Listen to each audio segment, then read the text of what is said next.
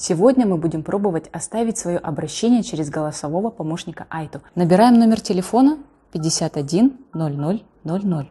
Здравствуйте, меня зовут Айта. Я цифровой помощник главы Республики Саха-Якутия. Помогу вам решить проблему или довести ваше обращение в соответствующий орган власти. При продолжении разговора вы даете согласие на обработку ваших персональных данных. Сообщите, пожалуйста, ваше имя и отчество. Вероника Анатольевна. Вероника Анатольевна, скажите, можно ли использовать номер, с которого вы звоните в качестве контактного?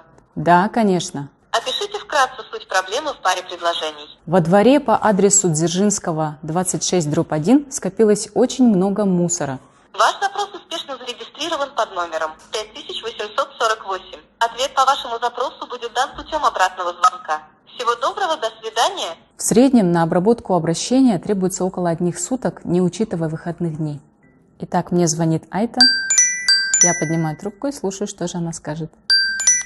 Здравствуйте, Вероника Анатольевна. Меня зовут Айта. Я цифровой помощник главы Республики Саха-Якутия. По вашему обращению номер 5848 получен следующий ответ.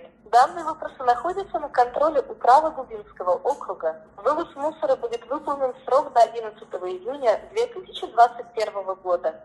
Всего доброго, до свидания. Ну вот, в принципе, так можно решить свой вопрос в один звонок.